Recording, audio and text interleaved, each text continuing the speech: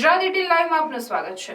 ડભોઈ શિનોર ચાર રસ્તા નજીક આવેલ જાહેર શૌચાલય છેલ્લા ઘણા સમયથી બિસ્માર તેમજ પારાવાર ગંદકીનું સામ્રાજ્ય રહેતા પાલિકા તંત્ર આ જાહેર શૌચાલયની સફાઈ કરાવી પુનઃ કાર્યરત કરે તેવી વ્યાપક માંગ ઉઠવા પામી છે। ડભોઈ નગરના જાહેર શૌચાલયોની હાલત છેલ્લા ઘણા સમયથી કફોડી બની છે। પારાવાર ગંદકીથી ખદબદતા શૌચાલયોને કારણે પાલિકા સામે સ્વચ્છતાને લઈને સવાલો ઊભા થઈ રહ્યા છે। ડભોઈ નગરના આશરે 10 જેટલા જાહેર શૌચાલયો બન્યા પછી બંધ હાલતમાં છે। કેટલાક જાહેર શૌચાલયો અસામાજિક તત્વો માટે અડ્ડો બની રહ્યા છે તો કેટલાકમાં પારાવાર ગંદકીથી ઉપયોગ થઈ શકતો નથી।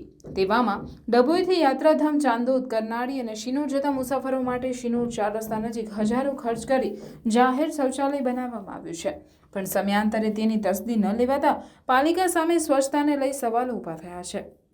મહિલા મુસાફરોને સૌથી વધુ હાલાકીનો સામનો કરવો પડતો હોય છે। તેવામાં આ જાહેર શૌચાલયો પુનઃ કાર્યરત થાય અને સમયાંતરે તેની તસદી લઈ સ્વચ્છતા જળવાય તેવી વ્યાપક માંગ ઉઠી રહી છે। નગરપાલિકા દ્વારા જે શૌચાલયો બનાવાયા છે તે પણ કાર્યરત કરવાની માંગ છે। હજારોના ખર્ચે બનેલા શૌચાલયો કાર્યરત ન રહેતા સરકારી નાણાંનો દુર્વ્યય થયો હોય તેવા સવાલો ઊભા થયા છે।